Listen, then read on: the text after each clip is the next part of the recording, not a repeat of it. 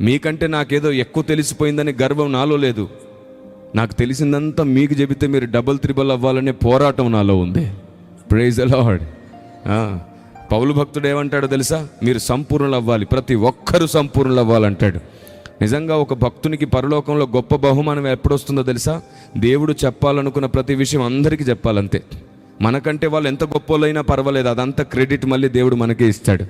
నీ ప్రయాస వల్లే వాళ్ళు గొప్పోళ్ళు అయ్యారు నాన్న అని మనం చెప్పుకోకూడదు. వాళ్ళు చెప్పుకునే రోజు వస్తే దేవునికి స్తోత్రం కలుగును గాక. కొందరు ఈరోజు దాపురించారు. వారి భక్తి గొప్పది, వారి స్థాయి గొప్పది, వారి ఆలోచన గొప్పది, వాళ్ళ పని గొప్పది, వాళ్ళ కష్టం గొప్పది, వాళ్ళ కన్నీళ్ళు గొప్పది, వాళ్ళ అనుభవం గొప్పది. కానీ డప్పు కొట్టి పేరు చెప్పించుకునే ప్రయత్నంలో ఉన్నారు. దైవ కార్యం జరగడం కాదు వాళ్ళకు ముఖ్యం. మా పేరు కావాలి, మా ఘనత కావాలి, మా సన్మానాలు కావాలి, అందరి ముందు మా పేరు ప్రకటింపబడాలనే తపనలో చాలామంది ఉన్నారు. నేను చెప్తున్నాను, వినండి జాగ్రత్తగా. వారు మన పేరు చెప్పాలని మనం కోరుకోవడం కాదు, వారి ద్వారే దేవుడు చెప్పించే రోజు రావాలి. దేవునికి స్తోత్రం కలుగునుగాక. కాబట్టి మనకంటే గొప్పగా ఎంతమంది మన ద్వారా తయారవుతారో దాని ఫలమంతా రహస్యమందు చూస్తున్న దేవుడు కిరీటంగా అనుగ్రహిస్తాడు, అధికారంగా అనుగ్రహిస్తాడు, వారసత్వంగా అనుగ్రహిస్తాడు, ఎప్పటికీ తరగని మహిమగా అనుగ్రహిస్తాడు. చూస్తున్న దేవుడు ఇవ్వాలి మనకి ఏదైనా. దేవునికి స్తోత్రం కలుగునుగాక. అంతేగాని లేకపోతే సౌలు లాంటి మనసు వస్తుంది, ఈర్ష్య ద్వేషం వచ్చేస్తుంది. దావీదు గణపరచబడుతుంటే దావీదుకు నేను అవకాశం ఇచ్చాను కాబట్టి గణపరచబడుతున్నాడు అంటాడు సౌలు. దావీదు గణపరచబడుతుంటే ఎవరనుకున్నావు? దావీదు నా సైనికుడు అని చెప్పుకుంటాడు సౌలు దావీదు విషయంలో. దావీదు అందరితో పొగడతలతో ఉంటుంటే దావీదు నా గురించి ఏం గొప్పగా చెప్పట్లేదు ఏమిటి అని అనుకుంటాడు సౌలు. సౌలు ఆత్మ పట్టిన గొప్ప భక్తులెందరో ఈరోజు తొందరపడి కల్పితాలు వినేసి తమ భక్తి జీవితంలో ఓ పొరపాటు చేస్తున్నారు. మళ్ళీ చెప్తున్నా, వారి భక్తి గొప్పది, వారి విశ్వాసం గొప్పది, వారి మంచితనం గొప్పది, వారి సేవ గొప్పది, వారు గొప్పవారు. కానీ సౌలు ఆత్మ వారిని పీడిస్తుంది. ఈ విషయంలో జాగ్రత్త. మన పేరుల గొప్పతనం కోసం వద్దు. దేవుడే మనల్ని గణపరుస్తాడు. బైబిల్లో ఏముందో తెలుసా? నన్ను గణపరచు వారిని నేను గణపరుస్తాను. ఈ వచనం మన బ్రతుకులో నెరవేరునట్లుగా మనం ఆయన గణపరుద్దాం. ఈరోజు మీలో ఇంతమంది నన్ను ప్రేమించి అభిమానించడానికి కారణం ఏమిటి? నేను వందల వేల అద్భుతాలు ఏమైనా చేశాను మీ మధ్యలో? అద్భుతాల కోసం పరిగెత్తే జనానికి, వాక్యం కొరకు వచ్చే జనానికి డిఫరెన్స్ ఉంటుంది కదా. మీలో చాలామంది ప్రేమించి అభిమానించడానికి కారణం ఏమిటి? నన్ను నేను ఏ రోజు ప్రత్యక్షపరచుకోలేదే. దేవుని ఆలోచన విధానం, దేవుని సత్యం, సువార్త విధానం, సువార్త వ్యతిరేకులకు చెప్పే విధానం, సకల జనులకు సహనాన్ని చూపించిన విధానం, దేవుని సూత్రం, దేవుని న్యాయం, దేవుని జ్ఞానం, వీటన్నిటిని బట్టి మీలో ప్రేమ కలిగింది, అభిమానం కలిగింది, ఆప్యాయత కలిగింది. మీ ప్రార్థనలో నన్ను జ్ఞాపకం చేసుకునే మంచి మనసు వచ్చింది మీకు. Praise the Lord. మీకు తెలుసో లేదో, ఈరోజు ఎంతమంది క్రైస్తవులు ఉన్నారో, ఎంతమందికి నేను తెలుసో అంతమంది ప్రతిరోజు నన్ను ఒక్కసారైనా ప్రార్థనలో జ్ఞాపకం చేసుకుంటున్నారు. కాబట్టే నేను ఇంకా బలంగా పనిచేయగలుగుతున్నాను. అవును, వాక్యం విని విడిచిపెట్టలేదు. మీరు వాక్యం విన్న తర్వాత సేవకుల్ని దీవిస్తారు. ప్రభువా, నీ సేవకుని ఏడంతల ఆత్మతో నింపు, నీ బూరగా వాడుకో, నీ సేవకునికి ఆరోగ్యం ఇవ్వని ఎంతమంది ద్వారా మీరు వాక్యం వింటే అంతమందిని కూడా దీవిస్తుంది సంఘం. మీకు తెలుసా, సేవకుడు సంఘాన్ని దీవించడం కాదు, సంఘము కూడా సేవకుణ్ణి దీవించాలి. Praise the Lord. మీకు జ్ఞాపకం ఉందా? అపోస్తలులు చెరసాల్లో పడ్డప్పుడు ఎవరి ప్రార్థన చేత వాళ్ళు విడుదల పొందారు? ఎవరి ప్రార్థన చేత? సంఘ ప్రార్థన చేత వారు విడుదల పొందారు. కాబట్టి సంఘమంతా కలిసి దీవిస్తే, ప్రార్థిస్తే సేవకులు సాతాను చెరలోంచి విడుదల పొందుతారు. సాతాను చేత పీడింపబడుతున్నటువంటి స్వభావం నుంచి విడుదల పొందుతారు. మీకు తెలుసో లేదో, మనుషులం ఎంత గొప్ప భక్తులమైనా ఈ బలహీనమైన శరీరంలో ఉన్నంత వరకు సాతాను ఎక్కడో చోట మనల్ని పడగొట్టాలని చూస్తాడు. దావీదు దేవుని హృదయానుసారుడై ఉండి ఒకసారి పడిపోయాడు. కానీ బైబిల్ చెప్పింది మరలా అలాంటి రోజు ఇంకెప్పుడు దావీదు జీవితంలో రాలేదు. దావీదు మరలా అలా ఎప్పుడు పడిపోలేదు. కానీ మనం ఏం చేస్తామో తెలుసు? దావీదు కాలంలో ఉంటే దావీదుని సమాధి చేసేస్తాం. మనం అధిక నీతిమంతులు ఆకాశం నుంచి ఊడిపడ్డాం కదా. మనుషుల శరీరాన్ని, మనుషుల స్వభావాన్ని అర్థం చేసుకోం. కానీ పౌలు అలా అనలేదు. బలహీనులకు నేను బలహీనుడుగా ఉండి వారిని బలవంతుని చేస్తానన్నాడు. యూదులకు యూదుడుగా ఉంటానన్నాడు. అందరికీ అందరివాడిగా ఉంటానన్నాడు. దేవుని ప్రజా గుర్తుంచుకోండి, పరిశుద్ధాత్మ దేవుడు ఏ విధము చేతనైనా పడిపోయిన వారిని లేపాలనుకుంటున్నాడు. నీతిమంతుడు 7 మార్లు పడినను నువ్వు మొదటిసారి నీతిమంతుని కూడా సమాధి చేసేస్తావు. అందుకే కదా యోనా కన్నీళ్లు గారుస్తాడు, యోనా బాధపడతాడు, యోనా కోపానికి వస్తాడు. అప్పుడు ఏమంటాడు దేవుడు? అరే, అప్పుడే మొలిచి వెళ్ళిన సొర చెట్టు గురించి నువ్వు ఇంత బాధపడిపోతున్నావు. నా బిడ్డలు, నేను కన్న బిడ్డలు, వాళ్ళని నాశనం చేస్తే నీకు ఆనందమా? వారు మారు మనసు పొందారు కాబట్టి నేను క్షమించాను. దుష్టుడు తన దుష్టత్వం బట్టి నశించడం నాకు ఇష్టం లేదు. లేదు లేదు ఆయన దుష్ట సంహారం చేయాలనుకోడు, దుష్టత్వ సంహారం చేసే దేవుడు ఆయన. దేవునికి స్తోత్రం కలుగునుగాక. కానీ ఎంత చెప్పినా వినకపోతే దుష్టుడు నశించిపోతాడు. అది నియమం, అది సత్యము వలన కలుగు శిక్ష. మీకు తెలుసా, దేవుడు ఎంత కరుణామయుడైనా కృపామయుడైనా సరే, సత్యము ఒకవేళ నీ మీద కన్నెర్ర చేస్తే ఆయన నీకు అడ్డు రాడు. రూల్ ప్రకారంగా నీకు రావలసిన శిక్ష వచ్చేస్తుంది. అలా జరగకుండానట్లుగా దేవుని కృప నిన్ను చేరాలంటే నీలో ఉన్న సత్యము అసత్యముల మధ్యలో పరిశీలన జరగాలి. ప్రభువా నాకు దినదినము నేర్పించు, నేను నేర్చుకుంటానని అడగాలి. భక్తుడు అంటాడు, నీ గ్రంథము ఆశ్చర్యమైన సంగతులు చూచినట్లు నా కన్నులు తెరవమంటాడు. ప్రతిరోజు నేర్చుకునే మనసు నీదైతే కృపామయుడైన దేవుడు నీకు అడ్డుగా నిలబడతాడు. ప్రతిరోజు మార్చుకునే మనసు నీదైతే నువ్వు భక్తుడవవుతావు. ఎవరికి మార్చుకోవడం ఇష్టం ఉండదు? కీర్తన 50వ కీర్తన 17వ వచనాన్ని మీరు ఒకసారి గమనించండి. అక్కడ అంటాడు, భక్తిహీనులకు ఆయన గద్దిస్తున్నాడు. అక్కడ చూడండి ఒకసారి, నా మాటలు నీ వెనుకకు త్రోసివేస్తున్నావు కదా, దిద్దుబాటు నీకు అసహ్యము కదా అంటాడు. ఎవరితో ఈ మాట మాట్లాడుతున్నాడు? పై వచనం 16వ వచనంలో అంటాడు, భక్తిహీనునకు ఎవరికి సెలవిస్తున్నాడంట? భక్తిహీనులతో దేవుడు ఇలాగూ సెలవిస్తున్నాడు. భక్తిహీనులకే మార్చుకోవడం ఇష్టం ఉండదు, భక్తిహీనులకే సరి చేసుకోవడం ఇష్టం ఉండదు. ఈ చివరి దినాల్లో పరిశుద్ధాత్మ దేవుని ఉద్దేశాలు అంగీకరించండి, పరిశుద్ధాత్మ దేవుని ఆలోచన విధానాన్ని గమనించండి. మనం స్పందించాలి, కానీ గౌరవప్రదంగా స్పందించాలి. ఎదుటి వ్యక్తుల బాధ, కష్టం, కన్నీరు మొత్తం పుట్టు పూర్వోత్తరాలను దృష్టిలో ఉంచుకొని స్పందించగలిగే వ్యక్తులం అవ్వాలి. అందుకే చెప్తున్నాను, సత్యం అందరికీ ఒకేలా అర్థం కాదు. బలవంతంగా అవమానించి చెప్పొద్దు, నిందించి చెప్పొద్దు. మనకు టార్గెట్ ఒక పర్సన్ అవ్వకూడదు, మనకు టార్గెట్ సబ్జెక్ట్ అవ్వాలి. అప్పుడు మనం టార్గెట్ చేసే పర్సన్ కూడా ఒకవేళ ఆ సబ్జెక్ట్ విని మారు మనసు పొందొచ్చు. ఎదురాడు వాడికే మారు మనసుని ఇవ్వాలనుకుంటున్న దేవుడు ఆయన. దేవునికి స్తోత్రం కలుగునుగాక. Praise the lord. ఎదురాడేవాడికే మారు మనసుని ఇవ్వాలనుకుంటుంటే భక్తులకు ఇవ్వడా? ఇస్తాడు. నేను మీకు ఒక చిన్న ప్రాక్టికల్గా నా జీవితంలో జరిగింది చెప్తాను. నేను దాదాపుగా 2013 సంవత్సరము 2014 సంవత్సరంలో ఒక ఆయన బోధ విన్నాను, నేషనల్ ఛానల్లో బోధ విన్నాను. వింటారే ఇది ఒక మిస్టేక్ జరుగుతున్నట్టుంది, ఈయన గొప్ప భక్తుడు, ప్రార్థనాపరుడు, సువార్థికుడు, గొప్ప సంఘాలను స్థాపించిన వాడు, నేనే తప్పుగా విన్నానా, ఇతను తప్పుగా చెప్పాడా అని ఆలోచించి ప్రార్థన చేసుకున్నాను. ప్రార్థన చేసేసి దాని గురించి ఎంతో పరిశీలన చేశాను, చాలామందిని అడిగి తెలుసుకున్నాను. అతని పేరు చెప్పి అవమానించి అడగలేదు, నేను నా డౌట్ అని అడుగుతూ తెలుసుకున్నాను. అప్పుడు నేను ఒక కంక్లూజన్కి వచ్చాను. ఈ పరిశోధన అంతా కూడా దాదాపుగా ఒక 2 నెలల్లో 3 నెలల్లో కొనసాగింది. ఒక కంక్లూజన్కి వచ్చిన తర్వాత ఆ సేవకుడే ఈ విషయంలో పొరబడ్డాడు అని నాకు అర్థమైపోయింది. అర్థమైపోయినాక నేను చేసిన ప్రార్థన ఏమిటో తెలుసా? ఆయనేమో నేషనల్ ఛానల్లో అప్పటికి వాక్యం బోధిస్తున్నాను, నేనేమో అప్పటికి పల్లె గ్రామాల్లో సేవ చేస్తున్నాను. 760 గ్రామాలకు పైగా స్వయంగా తిరిగి సువార్త చేసే అవకాశం ఇచ్చాడు దేవుడు నాకు. Praise the Lord. దేవునికి స్తోత్రం కలుగునుగాక. 2015 సంవత్సరము 16 సంవత్సరం మధ్యలో ఆ సంవత్సరంలోనే 164 గ్రామాలు తిరిగి సువార్త చేసే అవకాశం దొరికింది. ఆ తర్వాత దేవుడు అనేక రాష్ట్రాలు, దేశాలు తిప్పి వాడుకుంటున్నాడు. అవకాశం ఉన్నప్పుడు గ్రౌండ్ లెవెల్లో నలగండి, దేవుడే నిన్ను నిరూపించినప్పుడు స్టాండ్ లెవెల్లో నిలబెడతాడు. Praise the Lord. ఆమేన్. విరిగి నలిగిన భక్తుడు, విరిగి నలిగిన భక్తి చాలా ఓపికగా పనిచేస్తుంది. నీకు నీ ఇంట్లో, నీ కుటుంబంలో, నీ వాళ్ళ మీద వచ్చే, నీ పిల్లల మీద వచ్చే చిరాకు, కోపం బోధలో సమాజం మీదకి రాకపోతేనే మంచిది. ఎందుకంటే ఇది శక్తితో బలముతో జరిగే పని కాదు, ఆత్మ ద్వారానే జరిగే పని. ఆత్మదేవుడు నిన్ను నన్ను మనల్ని స్వాధీనపరుచుకుంటే ఆయన కార్యమవుతుంది. Praise the Lord. కాబట్టి దేవుని ప్రజా, పరిశుద్ధాత్మ దేవుని ఆలోచన విను. మనలో అందరికీ ఒకే రకమైన హృదయం లేనందుచేత, మనందరికీ ఒకే విధమైన ఆలోచన విధానం లేనందుచేత సత్యం అర్థం కాదు.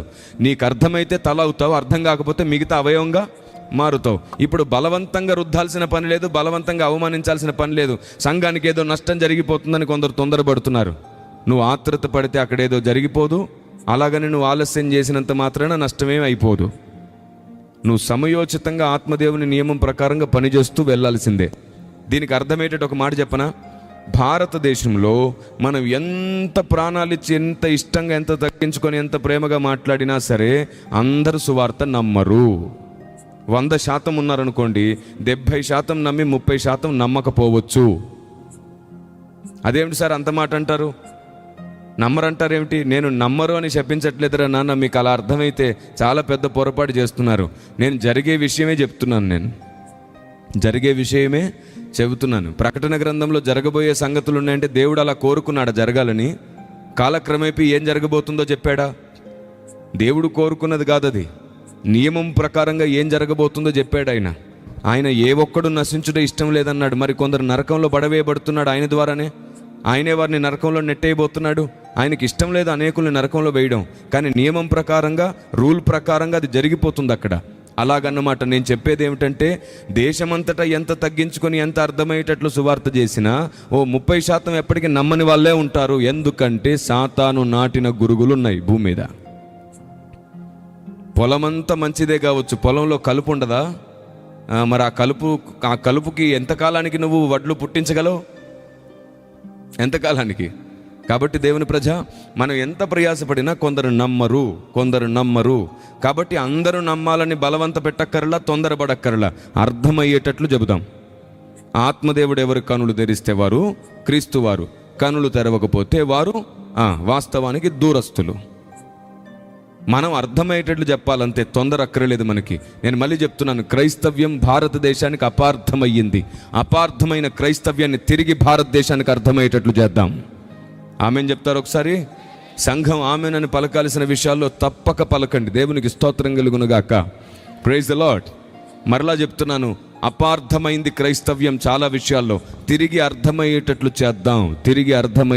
చేద్దాం. దేవుని ప్రజ, ఆలోచనకర్త అయిన దేవుడు మీతో మాట్లాడుతున్నాడు, మిమ్మల్ని వాడుకోవాలనుకుంటున్నాడు. మరి మన స్వభావం ఆయనకు అనుకూలంగా లేకుండా, మనకు అనుకూలమైనవి జరగలేదనే ఫ్రస్ట్రేషన్ కొంత, మనం అడిగింది ఇవ్వలేదనే ఫ్రస్ట్రేషన్ కొంత, ఆయన మనకు అర్థం కాకపోగా ఆయన చెప్పిన వాటిని అపార్థం చేసుకొని మనం ఇంకా ఫ్రస్ట్రేషన్తో కొంత, ఇలా నలిగిపోయి విపరీతాల్లో, వివాదాల్లో బ్రతికేస్తున్నాం. నేను మీకు ఒక మాట చెప్తాను, మరి మీరు ఎంతమంది మార్చుకోగలరో లేదో నాకు తెలియదు. మీకే చెప్తున్నాను, కుడి చేతితో ఇస్తే ఎడమ చేతికి అని ఉందా లేదా? రహస్యం ముందు చూస్తున్న దేవుడే మీకు ప్రతిఫలం ఇవ్వాలి. ఇక మీదట ఎప్పుడైనా మీరు దేవుని సేవకి ఇచ్చిన, మందిరాల్లో ఇచ్చిన, చదివించుకోకండి, మాటలు 10 మందిలో చెప్పించుకోకండి. మీలో ఎవరైనా అలాంటి వాళ్ళు ఉంటే మారు మనసు పొందండి దయచేసి. పలాని వాడు 101 రూపాయి ఇచ్చాను, 500 ఇచ్చాను, 1000 ఇచ్చాను, 21 ఇచ్చాను. దేనికండి ఇచ్చాను? ఒకడు 10 చైర్లు ఇస్తాడు చర్చికి, వాటి వెనకాల వాడి ఇంటి పేర్లతో సహా రాసేస్తాడు. ఒకడు 10 ఫ్యాన్లు ఇస్తాడు, వాటి మీద వంశం పేర్లన్నీ రాసేస్తాడు. ఒకడు గోడ కట్టిస్తాడు, మొత్తం వాళ్ళ వంశం పేర్లో శిలాపలకాలు వేసేస్తాడు. ఒకడు పెయింట్ వేయించుకొని 10 మందికి పెయింట్ వేస్తానే ఉంటాడు. నేను పెయింట్ వేయించాను. చిచ్చి, నువ్వు కుడి చేత్తో ఇస్తే అది దానమైన, ధర్మమైన, కానుకైనా దేవుడే చూచునుగాక. Praise the lord. అయితే అది నమ్మకంగా వాడబడుతుందా లేదా చూడడానికి సంఘ కాపరు ఉంటాడు. ఒక 4గురికి బాధ్యత అప్పగిస్తే వాళ్ళు బుక్ మెయింటైన్ చేస్తారు, దాంట్లో ప్రతి రూపాయి రాసుకుంటారు. దేవుని డబ్బును ఎవరైనా దొంగతనంగా, స్వార్థంగా తింటే వారు శాపగ్రస్తులు అవుతారు. బైబిల్లో ఉన్న విషయమే కదా. అననీయ సప్పీర తెచ్చిన దాన్ని అబద్ధమాడినందుకే దేవుడు ఎంత దుఃఖపడ్డాడు, అవునా కదా? కాబట్టి దేవుని డబ్బు ఎవరి చేతికైనా ఉంటే వాళ్ళు యూదాలు కాకుండా జాగ్రత్త పడాలి. ఏమన్నాను నేను? దేవుడు డబ్బు చేతికి ఇస్తున్నాడంటే యూదాలు కాకుండా మీ స్వబుద్ధితో డబ్బు వాడకుండా చూసుకోవాలి, పూర్తి అనుమతితో వాడాలి. అవును, అలా కాకుండా స్వబుద్ధిని వాడి, సర్వాధికారం వాడి, నాకే అధికారం ఉంది, వాడి దగ్గర పేరు సంపాదించుకోవాలి, వీడి దగ్గర పేరు సంపాదించుకోవాలి, వాడితో వీడితో కలిసి ఉండాలి, నేను గొప్ప అయిపోవాలనే థాట్తో ఎప్పుడైతే మనం చేస్తామో దేవుని పరిచర్యకు నష్టాన్ని చేసిన వాళ్ళం అవుతాం. ఈ భూమి మీద సిరి, స్త్రీ, ఈ 2 చాలా ప్రమాదకరంగా సాతాను చేతులు ఆయుధంగా వాడబడుతున్నాయి ఈ చివరి దినాల్లో. సిరి, స్త్రీ, ఇక్కడే మనుషులు పడిపోతున్నారు చాలాసార్లు. సాతాను అలాగే వాడుకుంటున్నాడు వారిని. దేవుని ప్రజా, మరలా చెప్తున్నాను, ఎందరో అమాయకుల ఈ భూమి మీద సాతాను చేత శోధింపబడుతుంటే వారిని తిరిగి సంపాదించి అగ్ని జ్వాలలుగా మార్చే ప్రయత్నం చేద్దాం. ఆరిపోయే దీపాలను తిరిగి మండించే ప్రయత్నం చేద్దాం. అప్పుడు సర్వోన్నతుడైన దేవుడు మనకు సహాయం చేస్తాడు. ఇలా జరగకుండా సాతాను ఏం చేస్తున్నాడో తెలుసా? మన హృదయాలలో ఉన్న వాక్యమును ఎత్తుకొని పోతున్నాడు. మత్తయి సువార్త మీరందరూ చూస్తారా? మత్తయి సువార్త 13వ అధ్యాయము 16వ వచనం. మత్తయి సువార్త 13వ అధ్యాయము 16వ వచనం. అయితే మీ కన్నులు చూచుచున్నవి కనుక అవి ధన్యములైనవి. మీ కన్నులు చూచుచున్నవి గనుక ధన్యములైనవి. మీ చెవులు వినుచున్నవి గనుక అవి ధన్యములైనవి. ధన్యములైనవి. అనేక ప్రవక్తలను నీతిమంతులను మీరు చూచు వాటిని చూడగోరియు చూడకపోయిరి. ఆ మాట విన్నారా? అనేక మంది ప్రవక్తలు నీతిమంతులు చూడాలనుకున్నవి చూడలేదు, వినాలనుకున్నవి వినలేదు. మరి వాళ్ళకంటే మనం గొప్ప వాళ్ళమనే విషయాలన్నీ విని చూడగలుగుతున్నామా? కాదు. వారి కాలంలో దైవ చిత్తంలో లేనిది అది. మన కాలం ముగింపుకొచ్చేసింది. దేవుడు ఇంకా అన్ని బయలుపరిచే కాలం ఇది. వారు మనకంటే గొప్ప వాళ్ళే, వారికంటే మనం ఏ విషయంలో గొప్ప వాళ్ళము కాదు. కానీ వారు విడిచిన గొప్ప పని చేసే గొప్ప ధన్యత మనకు వచ్చింది. పని గొప్పది, దాన్ని చేస్తున్నందుకు మనం గొప్పలం అవుతుంది. వారు బోధించలేక కాదు, ఆ రోజు అనుమతించబడలేదు వారికి. వారు పరిశీలించలేక కాదు, వారి పరిధిలో వారు పనిచేయాల్సి వచ్చింది. దానియేలు, అంత్యదినము వరకు నువ్వు దీనిని ముద్ర వేసి ఉంచుము అన్నాడు. అలా భక్తులకు కొన్నిసార్లు అనుమతి లేదు, కొంత పరిధిలో వారు పనిచేశారు.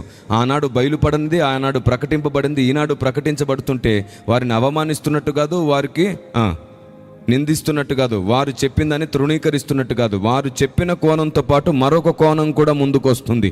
వాక్యము వజ్రముఖము లాంటిది, బహుముఖత ఉంటుంది. వాక్యానికి ఎన్నో ఉద్దేశాలు జతపరచబడి ఉంటాయి. వాటన్నిటిని తెలుసుకోవాలి. అప్పుడే మనం సంపూర్ణ సత్యంలోనికి వెళ్తాం. దేవునికి స్తోత్రం కలుగునుగాక. Praise the Lord. అలాంటి ఒక విషయం నేను మీతో పంచుకుంటాను. ఇప్పటి వరకు మీ హృదయాన్ని దున్నే పని పెట్టుకున్నాను. సాతాను ఎత్తుకొని పోతున్నాడు అన్నాను కదా, దాని గురించి కూడా ఒక మాట చూద్దాం. మార్కు సువార్త 4వ అధ్యాయంలో ఒక మాట ఉంది చూడండి, 15వ వచనంలో. మార్కు సువార్త 4వ అధ్యాయం 15వ వచనం. త్రోవ పక్క నుండి వారెవరనగా వాక్యము వారిలో విత్తబడును గాని వారు వినిన వెంటనే సాతాను వచ్చి వారిలో విత్తబడిన వాక్యం ఎత్తుకొని పోవును. చూసారా? సాతాను ఏం చేస్తాడంట? విత్తబడిన వాక్యాన్ని, మన హృదయంలో దేవుడు నాటిన వాక్యాన్ని వాడు ఎత్తుకుపోతాడంట. ఎందుకు ఎత్తుకుపోతాడు? మన ధన్యతను మనం పోగొట్టుకోవాలని, సత్యం మనం తెలుసుకోకుండా ఉండాలని వాడు ఎత్తుకుపోతాడు. ఎందుకంటే మనకు వాక్యం అర్థమైనా, దేవుని ప్లాన్ అర్థమైనా, దేవుని నియమాలు సూత్రములు అర్థమైనా, వాడు మన కింద ఉంటాడు, మనం వాడి పైన ఉంటాం. కాబట్టి వాక్యము వలననే మనం వాడిని తొక్కగలం. వాక్యం మనకు అర్థం కాకుండా చేస్తాడు, వాక్యం మనలో ఫలించకుండా చేస్తాడు. దానికోసం కొందరు థియాలజీ అన్నారు, కొందరు మూల భాష అన్నారు, కొందరు వాడు మంచోడు కాదన్నారు, కొందరు వాడి వ్యక్తిత్వం కరెక్ట్ కాదన్నారు, కొందరేమో పై రూపాన్ని అడ్డు పెట్టుకున్నారు, కొందరేమో ఏదో చిన్న చిన్న కారణాలను అడ్డు పెట్టుకున్నారు. చూడండి, నువ్వు ఎలా ఉన్నా సరే ఒక కారణాన్ని అడ్డు పెట్టుకొని దూషించేవారు, ద్వేషించేవారు ఉంటారు. నేనంటాను ఏమిటంటే, అన్ని కారణాల కంటే కూడా ముఖ్యమైన కారణం దేవుని స్వరం వినడం, పరిశుద్ధాత్మ దేవుని ఆలోచన ప్రకారం నడవడం ముఖ్యం. మిగతా అన్ని ఆటోమేటిక్గా అవే సెటరేట్ అయిపోతాయి. Praise the Lord. మీకు పెద్ద రహస్యం చెప్పనా? ఒకరోజు నేను చాలా గొప్ప విషయం మాట్లాడుతున్నాను, ఆత్మాభిషేకం గురించి. ఒకసారి ఒక సందేశం చేస్తున్నాను. అప్పుడు ఒక ఆయన ఏమన్నాడు తెలుసా? సార్, మీ సందేశం అంతా బాగుంది కానీ నాకు ఒకటే నచ్చలేదు అన్నాడు. ఏమిటి అన్నాడు? మీరు బ్లేజర్ వేసుకోవడం నాకు నచ్చలా, మీరు షూటు బూట్ వేసుకోవడం నాకు నచ్చలా. మరి ఏం చేయాలంటే వైట్ అండ్ వైట్ వేసుకోమన్నాడు. లాల్చీ వేసుకుంటేనే మంచిది, వైట్ వేసుకుంటేనే మంచిది అన్నాడు. ఇప్పుడు చెప్పండి, ఆయనకి ఏం అడ్డొచ్చింది? సందేశం అంతా పక్కన పెట్టి ఆయన ఏం చూస్తున్నాడు? ఇట్లాగా తయారయ్యారనమాట. కొందరేమో ఎవరైనా బంగారం వేసుకున్నారనుకోండి, అసలు వీళ్ళు భక్తులే కాదంటారు. కొందరేమో ఆ చర్చికి సంబంధించిన వాళ్ళు కాబట్టి భక్తులు కాదంటారు. కొందరు ఈ డినామినేషన్కి సంబంధించింది కాబట్టి భక్తులు కాదంటారు. హృదయములో ఆత్మదేవుని మాట వినకపోతే, ఆత్మదేవుని ఆలోచన లేకపోతే నువ్వు భక్తుడో కాదు, భక్తురాలివి కాదు. నువ్వు ఆత్మదేవుని సంతోష పెట్టకపోతే నీది భక్తి కాదు, నువ్వు భక్తుడవు కాదు. దేవునికి నచ్చింది నువ్వు చేయలేకపోతే నీది భక్తి కాదు, నువ్వు భక్తుడవు కాదు. దేవుని లేఖనం నీకు అర్థం కాకపోతే నీది భక్తి కాదు, నువ్వు భక్తుడవు కాదు. ఏవేవో కారణాలు ఇప్పుడు చెప్తూ పోయానంటే ఆ కారణాలే రేపు తెల్లవారే వరకు మాట్లాడుకోవచ్చు. అన్ని తప్పుడు కారణాలన్నీ అడ్డు పెట్టుకుంటారు చాలామంది. ఒక ఆయన అంటాడు, అద్భుతంగా ఉంది సార్ మీరు చెప్పింది, కానీ మధ్యలో మీరు కోపానికి రావడం నాకు నచ్చలేదంటాడు. వీడికి ఎందుకు ఇదంతా? అలా ఒక్కొక్కడు ఒక్కొక్క దాన్ని అడ్డు పెట్టుకుంటాడు. అన్నీ బాగున్నాయి కానీ ఆ ఒక్కటి పక్కన పెట్టు, ఇవన్నీ పట్టుకో. ఎందుకంటే మనిషిలో ఏవో ఒక లోపం ఉంటుందో, ఆ ఒక్కటే ఉండొచ్చు. ఆ ఒక్కటే ఉండొచ్చు. ఆ ఒక్కటే పక్కన పెట్టగలిగిన రోజున మనం ఒక్కటైపోతాం. దేవునికి స్తోత్రం కలుగునుగాక. ఎందుకంటే ఆ ఒక్కటిని సరిచేయడానికి ఒక్కడున్నాడు పైన. ఆయన తప్పకుండా విరిగి నలిగిన హృదయం ఇస్తాడు, అనుభవసారంగా వారిని మారుస్తాడు. దేవుని ప్రజ, తొందరపడకండి.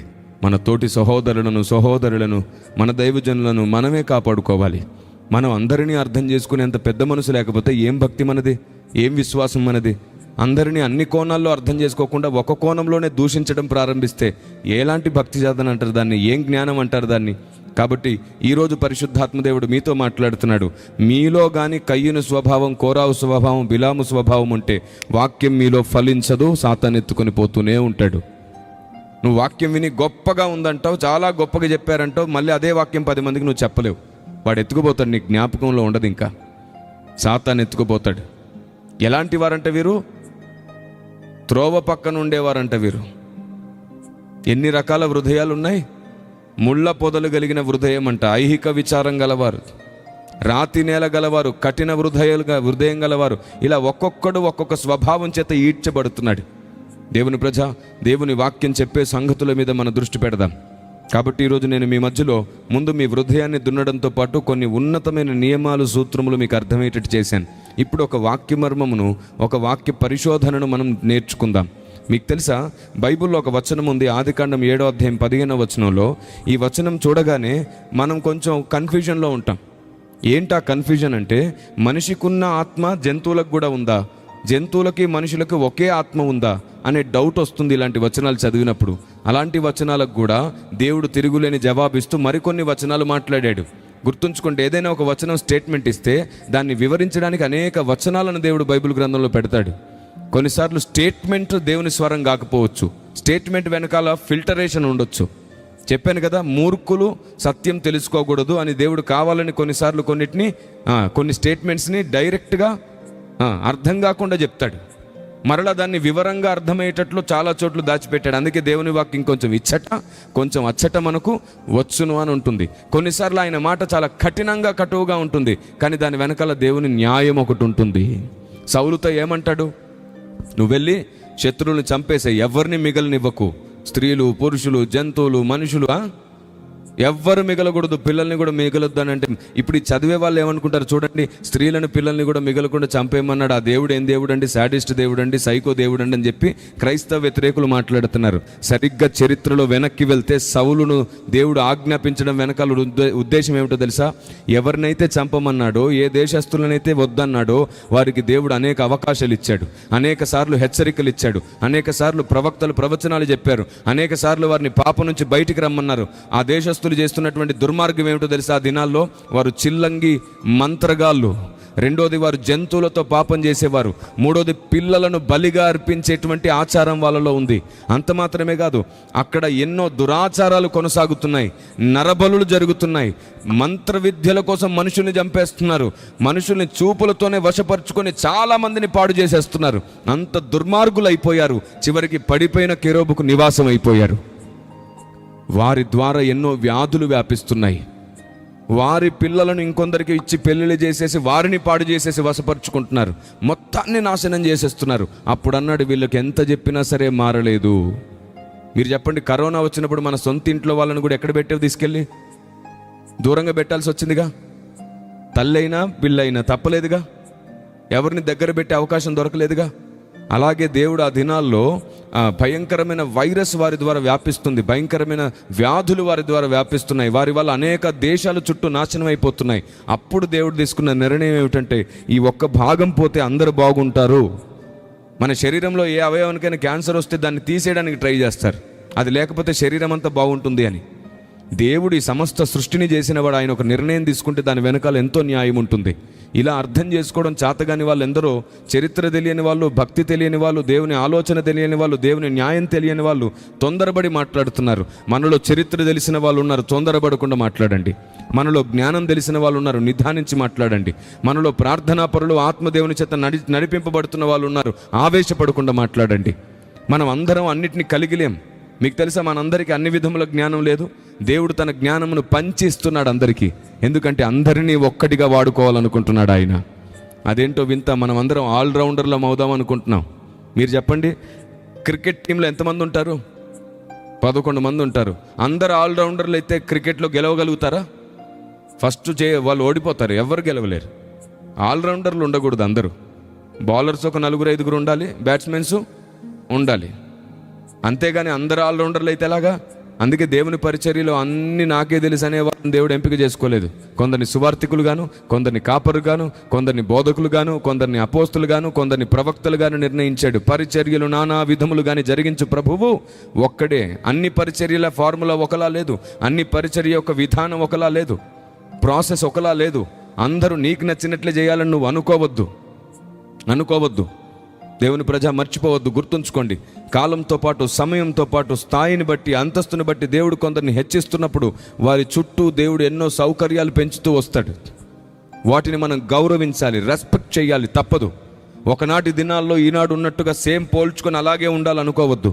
కాలంతో పాటు అన్నీ మారిపోతున్నాయి, కానీ దేవుని ఆలోచన విధానం అందరిలో స్థాపించబడాలి. Praise the lord. రండి, కొద్దిసేపు మనం ఆదికాండంలో ఉన్న విషయాన్ని కూడా మనం ధ్యానం చేసుకుందాం. చూద్దాం ఒకసారి ఆదికాండము 7వ అధ్యాయం 15వ వచనం. ఆదికాండము 7వ అధ్యాయం 15వ వచనం. సమస్త శరీరంలో రెండేసి ఓడలోనున్న నోవాహు నద్ద ప్రవేశించినవన్నీ. అవును, ఏం శరీరాలు అంటే అవి? జీవాత్మగల సమస్త శరీరాలు. జీవాత్మగల సమస్త శరీరాలు. వింటున్నారా? బైబిల్ని బాగా చదవగలిగేటువంటి గొప్ప అవకాశం దేవుడు మనకిస్తే దాన్ని పోగొట్టుకోవద్దు. జీవాత్మగల సమస్త శరీరాలు. ఈ మాట విన్నప్పుడు మరి జంతువులకు కూడా ఏమున్నట్టు మనం అనిపిస్తుంది మనకి కదా, కానీ వాస్తవానికి జంతువులకు ఆత్మ లేదు. మరి అలా ఎలా చెప్తారు సార్? ఇక్కడ డైరెక్ట్ వచనం ఉంది కదా అంటే, ఈ వచనం నేనే చూపించాను, అది జ్ఞాపకం చేసుకో. ఈ వచనం చూపించే మాట్లాడుతున్నాను, అది జ్ఞాపకం చేసుకో. నీకు తెలియనిది ఒకటి చెప్పడానికి ఇక్కడ నిలబడ్డాను, అది జ్ఞాపకం చేసుకో. అన్నీ తెలిసినట్టు ప్రవర్తించకుండా తొందరపడకు, అది జ్ఞాపకం చేసుకో. ఇక్కడ రాయబడింది జీవాత్మగల శరీరం. ఎందుకని జీవాత్మగల శరీరం అని చెప్పి ఈ జంతువులను గురించి కూడా రాయబడిందో మీకు నేను కొన్ని వచనాలు చూపిస్తాను. చూడండి ఒకసారి 2వ అధ్యాయం 7వ వచనం, ఆదికాండం. అయితే దేవుడైన యెహోవా నేలమంటితో నరుని నిర్మించి వాని నాసికా రంధ్రములలో జీవవాయువును ఉదగా నరుడు జీవాత్మాయను. ఇప్పుడు నరుడు జీవాత్మ ఎప్పుడయ్యాడు? దేవుడు నాసికా రంధ్రములలో జీవవాయువును ఉదగా నరుడు జీవాత్మ ఆయను. రైట్. ఇక్కడ మీకు ప్రాముఖ్యమైన విషయం చెప్పనా? నాసికా రంధ్రములలో ఉన్నటువంటి ఊపిరి, జీవము దేవుని ఆత్మ. పరిశుద్ధాత్మ వలన మనం జీవాత్మగా మారాం.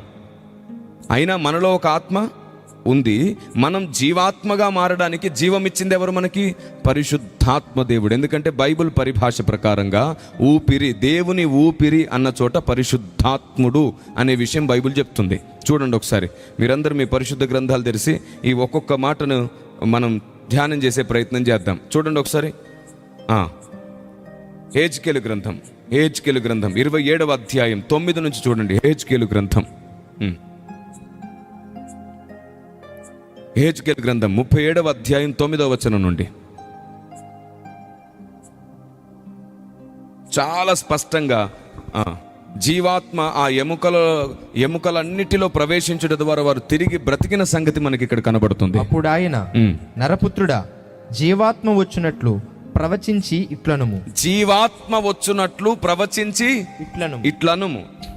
ప్రభువగు యెహోవా సెలవిచ్చినది. ఇప్పుడు చెప్పండి, ఇక్కడ ఉన్న జీవాత్మ ఎవరు? పరిశుద్ధాత్మదేవుడు. పరిశుద్ధాత్మదేవుడు వారిని తిరిగి బ్రతికించాడు. గుర్తుంచుకోండి, ఆత్మదేవుడు మన లోపటుండి మనల్ని బ్రతికిస్తున్నా మనలో కూడా ఒక ఆత్మను ఉంచాడు. ఎలాంటి కన్ఫ్యూజన్ లేకుండా ఇంకొంచెం స్పష్టంగా మీతో ఈ మాట మాట్లాడతాను. చూడండి ఒకసారి మీరందరూ ప్రసంగి గ్రంథం 3వ అధ్యాయం 20వ వచనం చూద్దామా.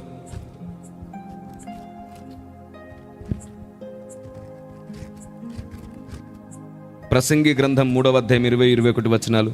సమస్తము ఒక స్థలమునకే పోవును, సమస్తము మంటిలో నుండి పుట్టెను, సమస్తము మంటికే తిరిగిపోవును. నరుల ఆత్మ పరమునకెక్కిపోవునో లేదో, మృగముల ప్రాణము భూమికి దిగిపోవునో లేదో ఎవరికి తెలియను. ఈ మాట గమనించారా? నరుల ఆత్మ అన్నాడు, మృగముల ప్రాణము అన్నాడు, కానీ మృగముల ఆత్మ అని, కానీ అన్ని ఒకటి దగ్గరికి వెళ్ళిపోతున్నాయనే మాట అన్నాడు. అక్కడ మళ్ళీ కన్ఫ్యూజన్. మళ్ళీ చెప్తున్నా, అందరికీ అన్నీ అర్థం కాకుండా ఉండడానికి కావాలని ఆత్మదేవుడు ఈ విధంగా రచించాడు బైబిల్ని. మూర్ఖులకు అర్థం కాకూడదు. మరి ఎవరికి అర్థం కావాలి? కీర్తన 25వ కీర్తన 14వ వచనం ప్రకారం ఆయన తన మర్మములు ఎవరికి బయలుపరుస్తాడో అక్కడ రాశాడు. చూడండి, కీర్తన 25వ కీర్తన 14వ మాట. యెహోవా మర్మము ఆయన యందు భయభక్తులు గల వారికి తెలిసి ఉన్నది, ఆయన తన నిబంధనలు వారికి తెలియజేయును. Praise the lord. ఆయన యందు భయభక్తులు గల వారికి దేవుడు మర్మము బయలుపరుస్తాడు. ఇదిగో మనం చదువుకున్న వచనాలలో ఉన్నటువంటి మర్మం ఏమిటో నేను మీకు చెబుతున్నాను, జాగ్రత్తగా వినండి. మొట్టమొదటి విషయం, నరుడు జీవాత్మ గలవాడు, జంతువులు జీవాత్మ సంబంధమైనవి. అర్థమైందా? అర్థమైతే ఒకసారి ఇలా చూపించండి చెయ్యి. మళ్ళీ చెప్తున్నాను, నరునిలో జీవాత్మ ఉంది, కానీ జంతువులు జీవాత్మ కలిగి లేవు, జీవాత్మ సంబంధమైనవి. అంటే అర్థం ఏమిటో తెలుసా? వాటికి వివేకము, జ్ఞానము, బుద్ధి, ఆ ప్రోగ్రామింగ్ ఆత్మదేవుని వలన వారికి కలిగింది. అందుకు జీవాత్మ సంబంధమైనవి అని చెప్తుంది లేఖనం. వాటికి అంత తెలివి పిలవగానే వస్తాయి. ట్రైనింగ్ ఎలా ఇస్తే అలా ఉంటాయి. చివరికి కొన్ని చిలుకలు మనం మాట్లాడితే సేమ్ మాట్లాడతాయి. ఆఫ్రికా దేశంలో ఉన్న కొన్ని చిలుకలు అయితే మిమిక్రీ కూడా చేస్తాయంట. మన వాయిస్ ఎలా ఉంటుందో యాజ్ ఇట్ ఈజ్ అవి మాట్లాడతాయి, యాజ్ ఇట్ ఈజ్ అవి మాట్లాడతాయి. దేవుని ప్రజ, కాబట్టి అవి జీవాత్మ సంబంధమైనవి, మనమేమో జీవాత్మ గలవారము. డిఫరెన్స్ అనిపించిందా లేదా? తేడా ఉందా? మనం జీవాత్మ గలవారము, అవి జీవాత్మ. అంటే పరిశుద్ధాత్మ దేవుడు వాటికి వివేకం ఇస్తున్నాడు కాబట్టి అవి తెలివిగా నడుచుకుంటున్నాయి. అంతేగాని ఆత్మ ఉన్నందుకు అవి తెలివిగా నడుచుకోవట్లా. చూడండి, మీకు కొన్నిసార్లు అలా అనిపించవచ్చు. మీకు ఇంకొకసారి ఆధారం చూపిస్తున్నాను. ఆదికాండము 2వ అధ్యాయం 7వ వచనం చూడండి. దేవుడైన యెహోవా నేలమంటితో నరుని నిర్మించి వాని నాసికా రంధ్రములలో జీవవాయువును ఊదగా నరుడు జీవాత్మాయను. నరుడు ఏమాయను? జీవాత్మ. ఇప్పుడు దీని గురించి నేను ఒక అద్భుతమైన విషయం చెప్తున్నాను. ఏంటో తెలుసా? కుమారుడైన దేవుడు ఆదాము శరీరాన్ని తయారు చేశాడు. కుమారుడైన దేవుడు ఆదాము శరీరాన్ని తయారు చేస్తే ఆయన ఆత్మ ఊపిరి రూపంలో ఆదాము లోపటికి వెళ్ళి అవయవాలన్నీ ఎలా తయారవ్వాలో, ఎలా పనిచేయాలో ఆ పనితీరులను చివరికి లోపటున్న నర్వస్ సిస్టమ్ మొత్తాన్ని పరిశుద్ధాత్ముడు సృష్టి చేశాడు. ఏ అవయవం ఎలా పనిచేయాలి, ఎన్నిసార్లు గుండె కొట్టుకోవాలి, లివర్ ఎలా పనిచేయాలి, కిడ్నీలు ఎలా పనిచేయాలి, ఇవన్నీ వాటికి ఒక జ్ఞానం ఇచ్చింది ఎవరు? అవయవాలకు ఆ వివేకం ఇచ్చింది ఎవరు? పరిశుద్ధాత్మ దేవుడు. దేవునికి స్తోత్రం కలుగును గాక. అప్పుడు మనం జీవాత్మ గలవారమయ్యాం. ఎందుకంటే మనలో ఆత్మ ఉంది, మన ఆత్మ కూడా అప్పుడే బ్రతికింది. ఒక పెద్ద మాట చెప్తున్నాను, దేవుడు వినండి జాగ్రత్తగా.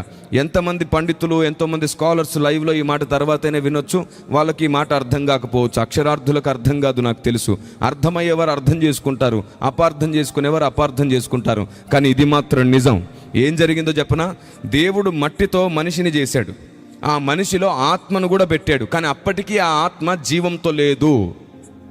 ఆదాములో దేవుడు పెట్టిన ఆత్మ అప్పటికి జీవంతో లేదు. ఏ రోజైతే పరిశుద్ధాత్మ దేవుడు ఊపిరి రూపంలో నరునిలోనికి వెళ్ళాడో అప్పుడు నరుని ఆత్మ కూడా జీవం పొందింది. అందుకు జీవాత్మతో నింపబడింది. దేవునికి స్తోత్రం కలుగును గాక.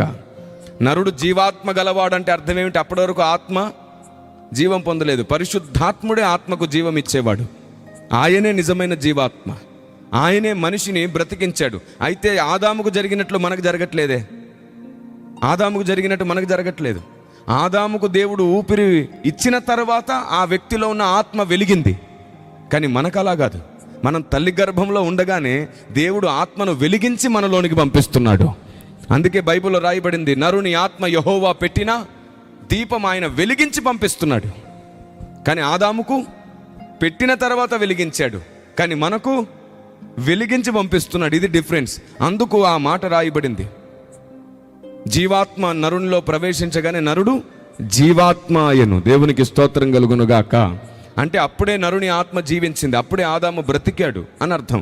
ఇంకొంచెం వివరంగా మీకు అర్థం అవ్వడానికి చెప్తున్నాను.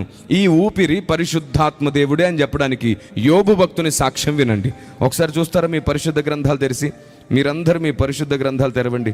ఎంత స్పష్టంగా యోబు భక్తుని జీవితంలో సర్వోన్నతుడైన దేవుడు మాట్లాడాడో, యోబు భక్తుని ద్వారా ఈ సంగతులు మాట్లాడాడు. చూడండి 33వ అధ్యాయం చూస్తారా? 33వ అధ్యాయం యోబు గ్రంథం 33వ అధ్యాయం 6వ వచనం నుండి చదువుతారా? దేవుని యెడల నేనును నీ వంటి వాడను, నేనును జిగటమంటితో చేయబడిన. 4వ వచనం దేవుని ఆత్మ నన్ను సృజించెను, దేవుని ఆత్మ నన్ను సృజించెను, సర్వశక్తుని యొక్క శ్వాసము నాకు జీవమిచ్చెను. ఆది సంగతి. దేవునికి స్తోత్రం కలుగును గాక. చూసారా, ఎవరి శ్వాసము జీవమిచ్చింది? సర్వశక్తుని కాబట్టి దేవుని ఆత్మ ఊపిరి రూపములో నరునిలోనికి వచ్చినప్పుడే నరుడు జీవాత్మగా మారాడు. ఆమేన్. కాబట్టి పరిశుద్ధాత్మ దేవుడు ఇక్కడ ఊపిరితో పోల్చబడ్డాడు. ఇప్పుడు ఆదికాండము 7వ అధ్యాయం 15వ వచనం చదవండి, మీకు ఇంకా స్పష్టంగా వివరంగా అర్థమైపోతుంది. జీవాత్మగల సమస్త శరీరులలో ఏంటది? జీవాత్మగల సమస్త శరీరులలో రెండేసి. ఇప్పుడు చెప్పండి, ఈ జంతువులని జీవాత్మగల శరీరాలని ఎందుకన్నాడు? ఎందుకంటే పరిశుద్ధాత్మ దేవుని ఊపిరి వలన వీటికి వివేకము కలిగినది. పరిశుద్ధాత్ముడి వలన, అందుకే పరిశుద్ధాత్మ సంబంధమైనవి ఇవి కూడా. అంటే పరిశుద్ధాత్మను కలిగి ఉన్నవని కాదు, పరిశుద్ధాత్మని సృష్టిలో పాలిభాగం వీటికి కూడా ఉంది. ఆయన చేసిన సృష్టిలో వీటికి వివేకం ఇచ్చే పని పరిశుద్ధాత్ముడు తీసుకున్నాడు. అందుకే జీవాత్మ సంబంధమైనవి. మరలా చదవండి. జీవాత్మగల సమస్త శరీరులలో రెండేసి ఓడలోనున్న నోవాహునొద్ద ప్రవేశించాను. ప్రవేశించినవన్నీయు దేవుడు అతనికి ఆజ్ఞాపించిన ప్రకారము సమస్త శరీరులలో మగదియు ఆడదియు ప్రవేశించాను. కాబట్టి ఇవి జంతువులకు సంబంధించినవి, అలాగే మనుషులకు సంబంధించినవి కూడా. ఎందుకంటే మనుషులు కూడా అక్కడ ప్రవేశించారు. ఇదే 7వ అధ్యాయం 22వ వచనం చూడండి. పొడి నేల మీదనున్న వాటినన్నిటిలోనూ నాసిక రంధ్రములలో ఏమిటి?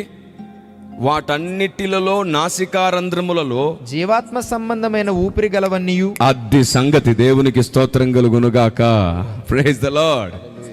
కాబట్టి వాటి ఊపిరి దేని సంబంధమైనది? జీవాత్మ సంబంధం. అంటే పరిశుద్ధాత్మ దేవుడు వాటికి ఊపిరిచ్చాడు, బ్రతకమన్నాడు. పరిశుద్ధాత్ముడు వాటికి వివేకం ఇచ్చాడు. ఇప్పుడు పూర్తిగా చదివేనా నా వచనం? జీవాత్మ సంబంధమైన ఊపిరి గలవన్నీయు చనిపోయాను. అది సంగతి. కాబట్టి జంతువులకు ఆత్మ ఉందా? దేవుడిచ్చిన ఊపిరి ఉందా? చెప్పరేంటండి? జంతువులకు ఆత్మ లేదు, దేవుడిచ్చిన ఊపిరి వాటికి వివేకము జ్ఞానం ఇచ్చింది. అందుకు అవి సర్వైవ్ అవుతున్నాయి. దేవుడు ప్రోగ్రామింగ్ చేసి పెట్టాడు. మీరు చెప్పండి, ఈ ఫోన్కి ఆత్మ ఉందా? మరి ఇది ఎలా పనిచేస్తుంది? ఛార్జింగ్ పెడుతున్నాం, పనిచేస్తుంది. దీంట్లో ప్రోగ్రామింగ్ ఉంది, మనకి ఎలా కావాలంటే అలా ఫోన్ చేస్తున్నాం, ఎవరితో మాట్లాడాలంటే వాళ్ళతో. సో అలాగే దేవుడు జంతువుల యొక్క ఆలోచన విధానాన్ని ప్రోగ్రాం చేశాడు, వాటి జీవన విధానాన్ని ప్రోగ్రాం చేశాడు, వాటి సామర్థ్యత శక్తి ప్రోగ్రాం చేసినాడు.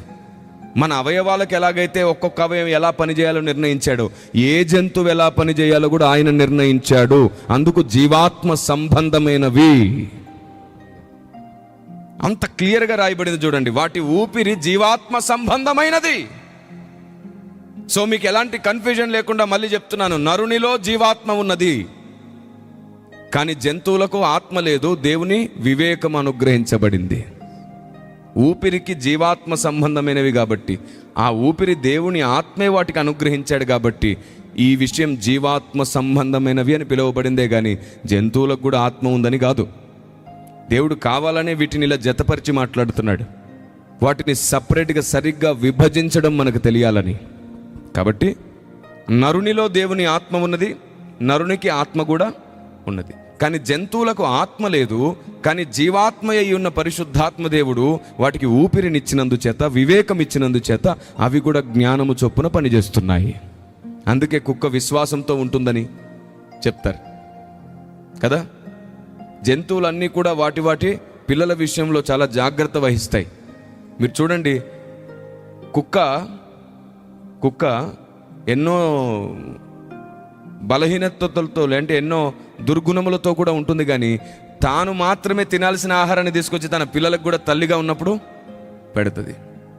కాకి కూడా ఏదైనా దొరికితే దాన్ని తినేయడమే దానికి అలవాటు, కానీ దాని పిల్లలకు కూడా తీసుకొచ్చి పెట్టింది. ఎవరు ప్రోగ్రామ్ చేశారు? ఆ జంతువులకు అంత ప్రేమ ఆప్యాయత, పిల్లల్ని పోషించే విధానం ఎవరు నేర్పించారు? దేవుడు పెట్టాడు మైండ్లో అలాంటి జ్ఞానాన్ని. సరిగ్గా అవి తల్లిగా మారినప్పుడు ఆ బాధ్యత చేస్తుంటే, అంతెందుకండి మనము తల్లిదండ్రులు కాకముందు మనకు ఆ ప్రేమ ఎలా ఉంటుందో పెద్దగా, మనం బిడ్డను కన్నప్పటి నుంచి మన మైండ్, మన మనసు మొత్తం వాడి వైపే లాక్కుంటుంది. దీన్ని సైన్స్ ఏమంటుందంటే హార్మోన్స్ రిలీజ్ అవుతాయి, ప్రేమ అనే లవ్ అనే హార్మోన్స్ రిలీజ్ అవుతాయి. సైన్స్కి నీకు అదే భాష నువ్వు అలా పెడుతున్నావు. అలాంటి హార్మోన్ సృష్టించిందే నా దేవుడు. దేవునికి స్తోత్రం కలుగును గాక. ఏం రిలీజ్ అయితే ఏమవుతుందో నువ్వు చెబుతున్నావు, ఆ రిలీజ్ అవ్వడానికి ప్రోగ్రామ్ చేసింది నా దేవుడు. జ్ఞానం సంపాదించి జ్ఞానం పెట్టినోని లేడని నువ్వు అంటున్నావు. వీడికి ఎంత జ్ఞానం ఎక్కువైందంటే జ్ఞానాన్ని పుట్టించినోడే లేడు అని అంటున్నాడు వీడు. అందుకే దేవుడు లేడు అనే వ్యక్తి బుద్ధిహీనుడంట. లేకపోతే ఒకసారి ఆలోచన, నేను ఒక పుస్తకం రాశాను, దాని పేరు అంతరిక్షం వెనుక. నన్ను వస్తే నేను తీసుకుంటాను. అంతరిక్షం వెనుక, దీని పేరు అంతరిక్షం వెనుక. దీంట్లో దేవుడే లేడు అనే వ్యక్తులకు తిరుగులేని సమాధానం ఇచ్చాను నేను. నా పుస్తకం